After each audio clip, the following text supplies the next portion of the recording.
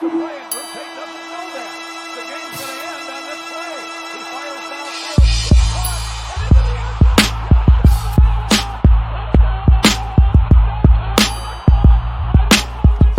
zone. Goes to the end zone, lobs it to the far corner. Upset eye, Ross throws a block for Sargent. He's going to crawl over that goal line. Hurdles in for a touchdown. What's up, Hawkeye fans? What's up, Big Ten fans? And possibly even some Bruins joining the chat in the YouTube channel or on podcast feed. We appreciate you guys jumping in to the Play the Fight Song family here on the Iowa Hawkeye Fan Perspective series. We're going to jump into a couple things here. We're going to talk the Wisconsin recap. We'll jump into UCLA and what you should know about them as an Iowa fan. Then we'll talk about the game itself, my thoughts on it, and what we're kind of seeing, and kind of what my thoughts and predictions are on the whole situation.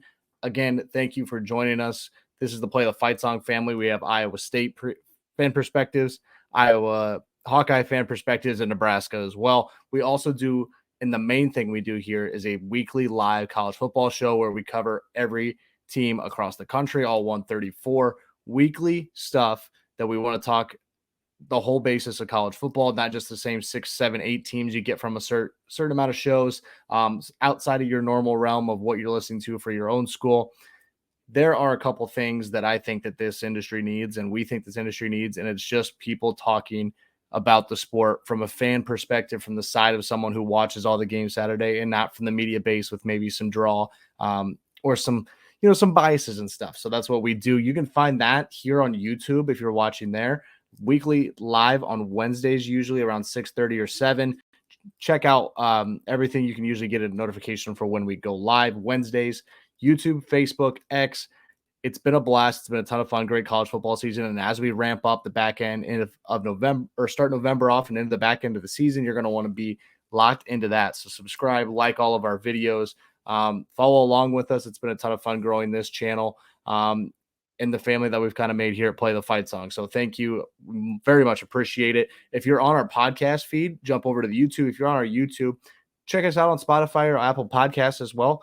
We'll have a Big 12 show, like I said, and then all our fan perspectives in the weekly live show. So appreciate everybody jumping in. It's been a blast. Let's kind of get into things here quick. Let's talk Wisconsin last week. I mean, there's some obvious things about last Saturday that was awesome. You can say beating Wisconsin the way they did without any real stress in the second half felt pretty damn good. Iowa State losing felt pretty damn good. Nebraska losing feels pretty damn good. And this is why we do the fan perspective side, right? Like, as a fan, there's some Iowa fans that are like, oh yeah, I hope they do fine, whatever. That's fine. But I'd say a lot, and the majority of us want your rival to lose. And that's across every fan base. You think Auburn wants Alabama to win every Saturday? No. You think Ohio State wants Michigan to win? You think Michigan State wants Michigan to win? No, there's a billion rivalries, and everyone wants the worst for their opponent when it comes to W's and L's on Saturdays, and I think that's fine. So it makes it a rivalry, right? I don't want them to win. I don't want them to be 12-0. I don't want them in the Big 12 title. I don't want them in the college football playoff. That's fine. They should think the same about us. That's how I take it. So that was nice in that aspect. And then 6:30 kick, Iowa rolls out there and pounds Wisconsin, just beats the tar out of them. You haven't seen that one in a long time, and to have 40 again for the third time in Big Ten play this season feels pretty darn good. It's not a bad defense. It wasn't a bad Wisconsin team, but it's not the Wisconsin team up to par. Doesn't matter. You pound a team like that. It does not matter what the talent level is compared to previous years. We're talking about right now, and it feels pretty good. I'm gonna be honest with you. So pumped for that. Dominating performance along the trenches. You knew the offensive line was going to have to be good and run the football well. They were. KJ went off. Moulton had a good day. Patterson had a good day. All the backs had a good day. Sullivan even got over 50. I understand most of that's probably in extending plays and getting out of the pocket, scrambling a little bit, but it doesn't matter. Like when you rush for the amount we did, over 300 some yards on the ground, only have to throw it 10 times. Not because we, in a lot of those, when you threw it, you completed 70% of them and a couple big ones. Touchdown was one of the short ones. Like, if you don't have to, like, he's not going to. It's that creative on the run game, and it was that good. There's no real reason to worry about us only throwing the ball 10 times. Now, in that national media, other people are going to be like, oh, they only threw it 10 times. Well, if you watch the game, there was literally no reason to put the ball in the air. Game was out. Wisconsin couldn't move the football. They were making mistakes nonstop. Iowa was getting 6 yards a pop. There was no reason to continue to just sling it around the yard. You scored 40 anyway, right? So absolute blast to beat Wisconsin that way, and I was really, really excited with how the offensive line played. On the defensive side, the defensive line looked a lot better, getting pressure on Braidlock and into the Wisconsin backfield consistently, not really getting them, any chance to start a run game and get that rolling. That was super nice to see. The pass rush has gotten better and better and better. And anytime you get a good pass rush out of this Iowa team, it's automatically going to make that defense better because they don't have, 5-6 seconds to sit back there and wait on a Phil Parker defense to give them, X amount of time or have to lock on in the secondary and do the scramble drill. So 2 weeks in a row, that's been better. You're going to need it again this week. As the matchup kind of screams a little more of a mobile quarterback and a dual threat ability. And then again, I talked about the continued D-line pressure. Sullivan's continued success while starting. Like it's another start for him, another good Iowa win. Another appearance for him in Iowa plays well. The offense looks better. He looks better. He looks like he's got a better arm and more accurate than McNamara. He's also shown the ability to not, under pressure, make plays instead of buckling and making bad decisions.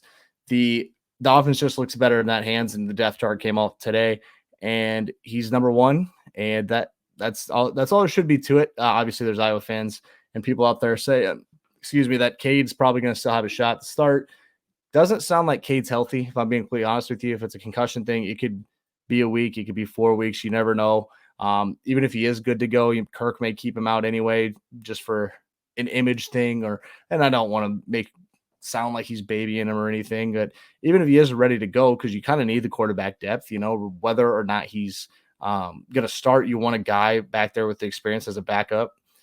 It's not relevant. Like we need, honestly, just Sullivan to be good, Sullivan to be healthy, and this offense kind of rolls off of that.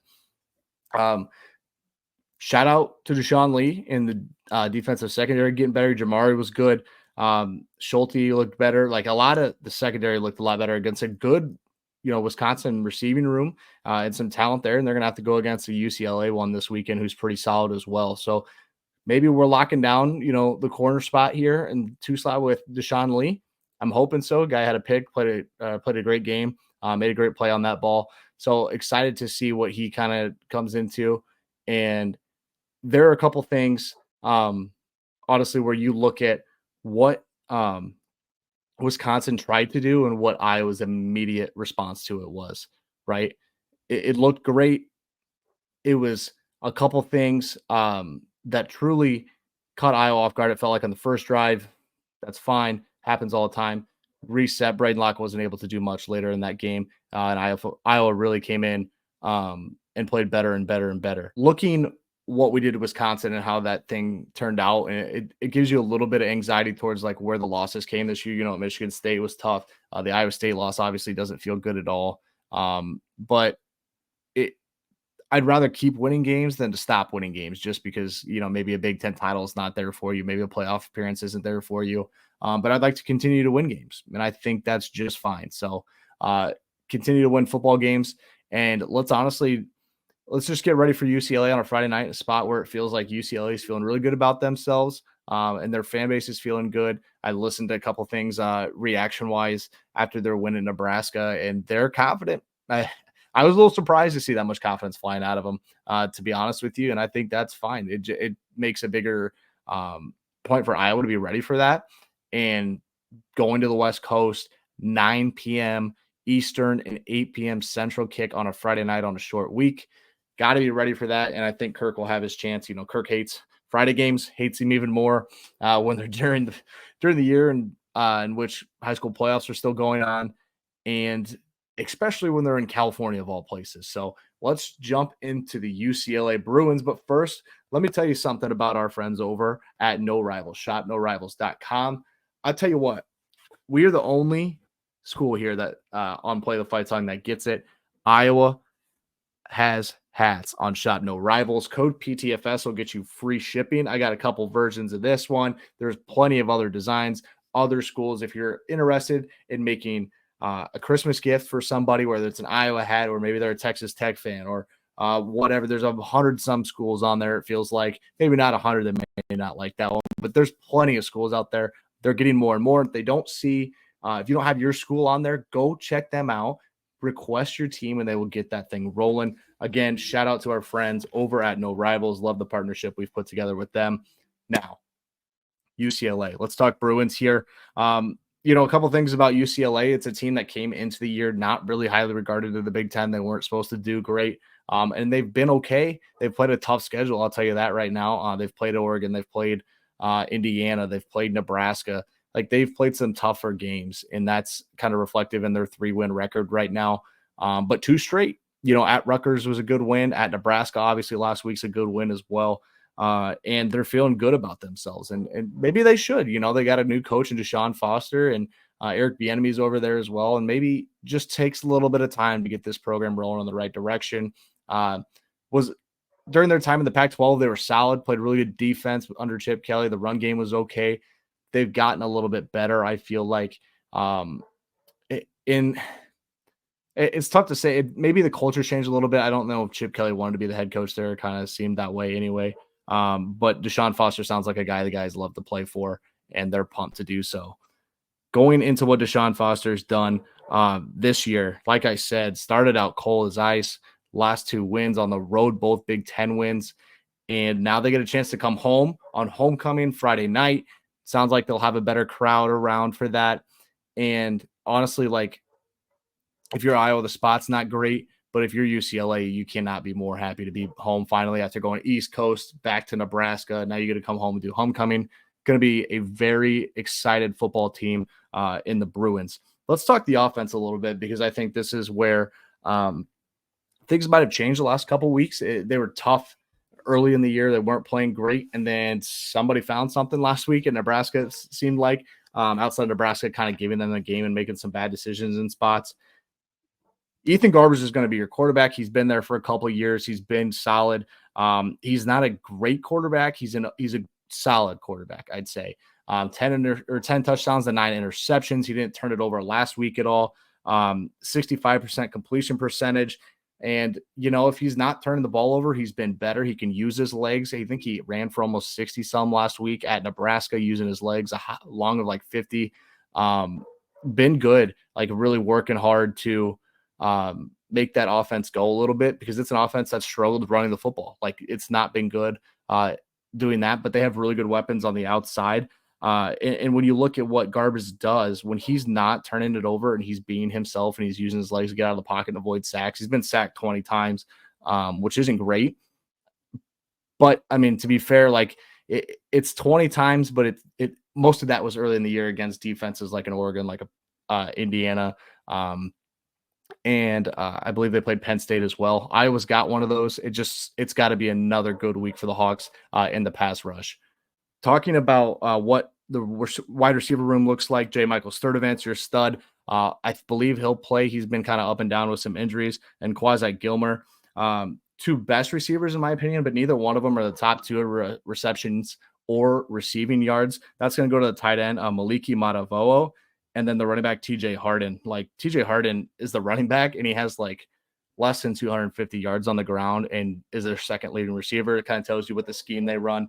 They don't stretch the field as much without these 2 guys. They like to get it to the tight ends and then the receivers, or the tight ends and the running backs in the flats, and motion them out and go that direction with the offensive game plan. So it's been really good to do that and dive into that, because it's not something I knew about UCLA as much without watching the last couple of weeks, and then obviously researching them this week going here. But Sturdivant, Gilmer, and then even Logan Loya, create problems. Like, if we're being honest, they're going to create some problems with if Deshaun Lee struggles again, or Jamari has to cover, or Schulte or Wampa, whoever's back deep alongside Castro, get beat deep. Like, there's multiple options for Garbers to find, and he did that in the Nebraska game and found some guys open downfield.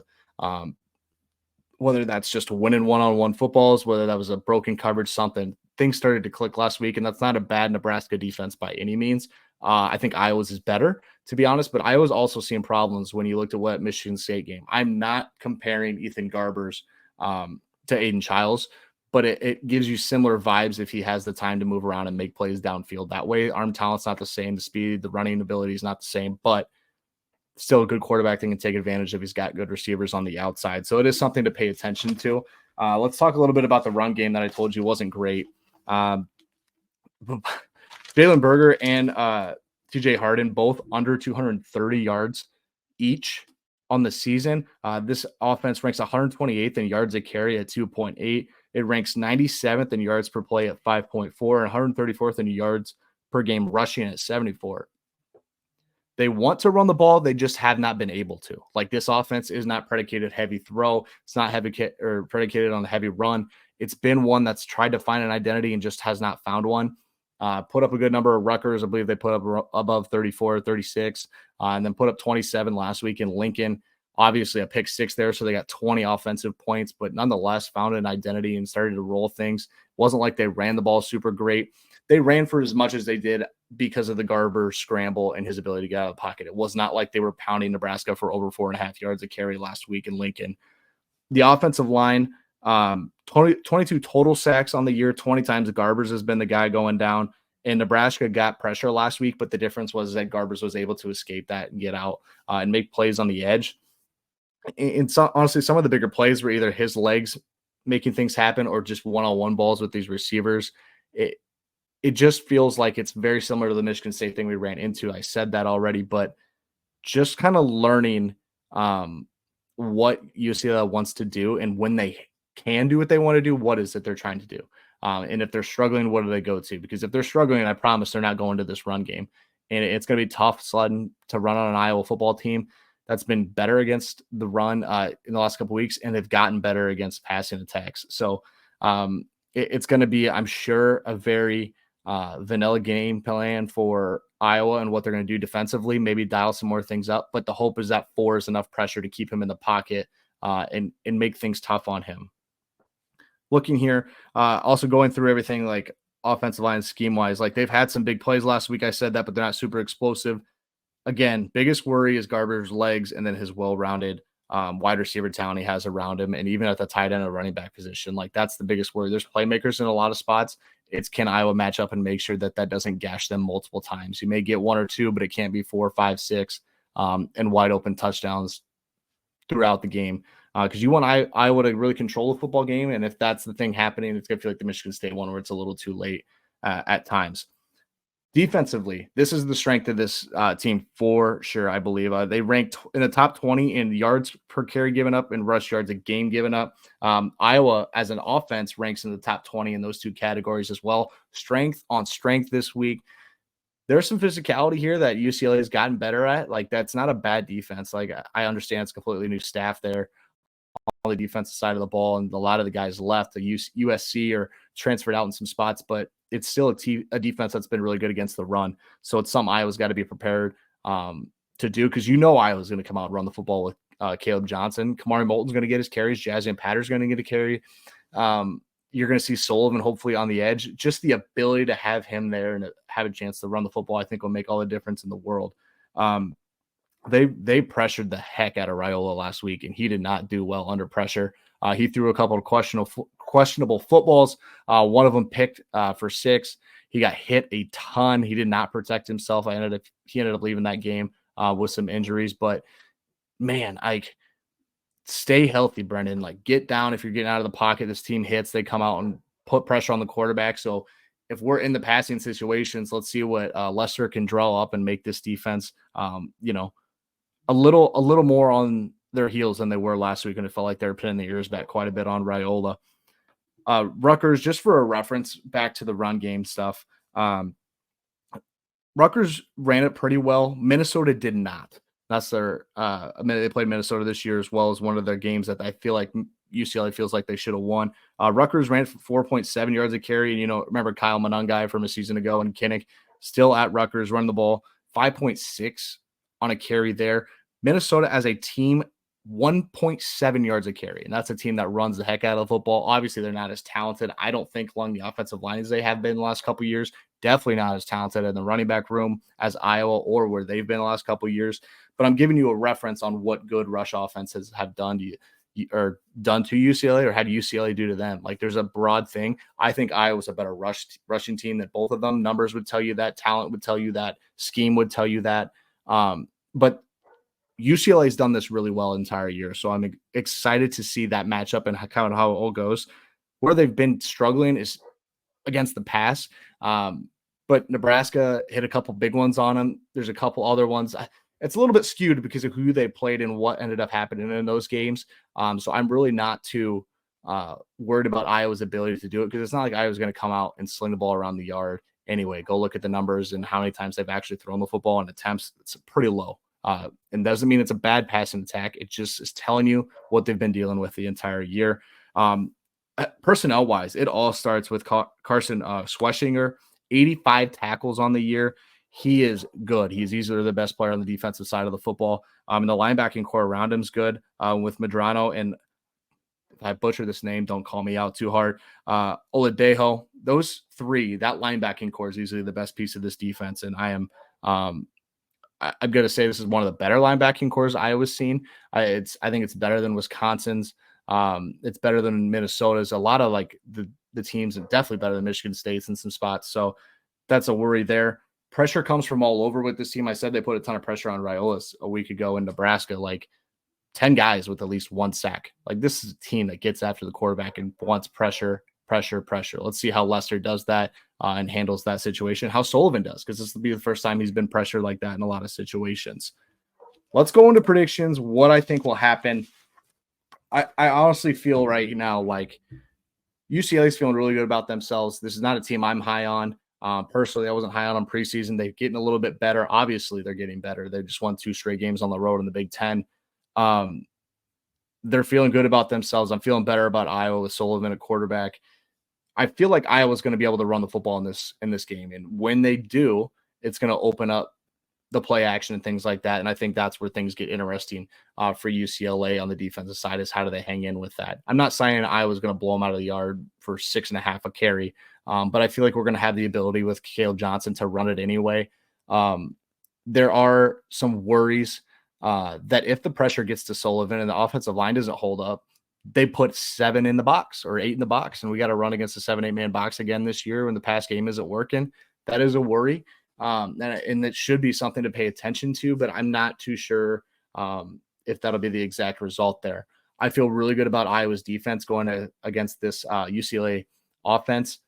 There again, like, I'll go back to saying there's talent in the receiver room. There's the talent at the quarterback's gotten better, but I feel like Iowa can find a way to get some turnovers off of him. If they continue to get the defensive line pressure they've gotten the last couple of weeks, it should be pretty smooth sailing for the Hawks in that aspect. So I'm pumped to see how that goes, but I'll be in the Eastern time zone for this one. So it's a 9:00 kick for me. Not pumped about that one. Eastern time zone stinks for sports, especially when they're playing in LA.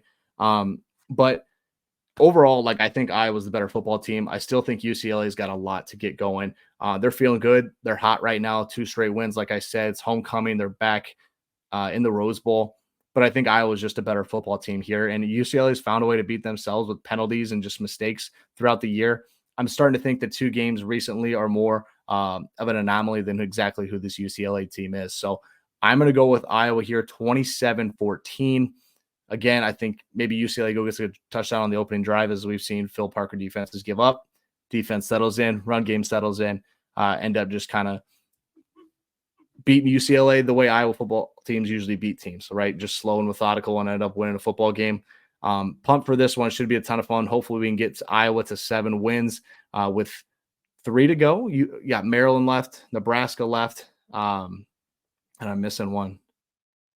That's tough, but we got a couple more on the schedule. It should be a ton of fun. Excited to see that. Thank you guys for tuning in. Again, like the video. Check us out on all our platforms. We're live across Facebook, X, and YouTube weekly for a college football show, fan perspectives with a couple other schools, as well as a great partnership with Shop No Rivals. Check those guys out. Check out your Iowa hats. Code PTFS gets you free shipping on hats like that. Holidays for yourself, whatever it is. Have a ton of fun. Thank you guys for joining in. Go Hawks.